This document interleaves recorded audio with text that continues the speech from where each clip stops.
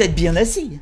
Non mais parce que ça va vous faire un choc. Celui qui va vraiment nous halluciner quand ça va recommencer, c'est Benoît Paire. Hein? Ah! Santé Marion!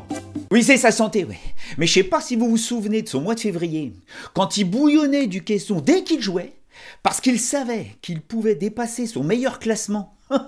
18e en 2016. Oh ouais, j'étais en panique! Ça me paralysait la barbe! Sauf qu'aujourd'hui, il a le poil en folie. Je sais, c'est dingue à dire, mais cette coupure, ce sevrage violent, va lui faire un bien fou. Do, ré, confiné, libéré, je me raserai plus jamais.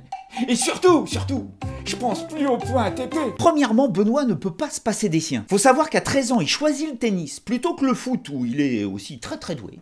Comme ça, il évite de partir dans un centre de formation pour footeux, et donc de quitter le cocon familial. Or aujourd'hui, à 30 ans, sa famille, c'est le tennis. Et je peux vous assurer qu'elle lui manque, même si cette famille le gave souvent. Hein.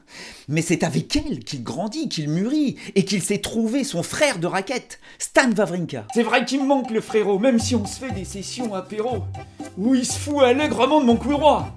Alors que je pourrais très bien dire qu'au foot, il a les pieds carrés, le Stan.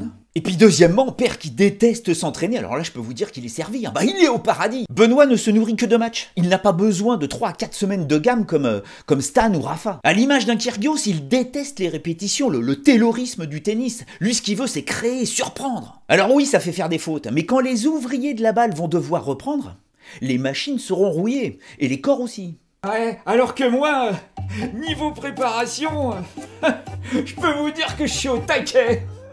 C'est pour ça qu'il va falloir les surveiller, les hyper doués, au moment où ça va redémarrer.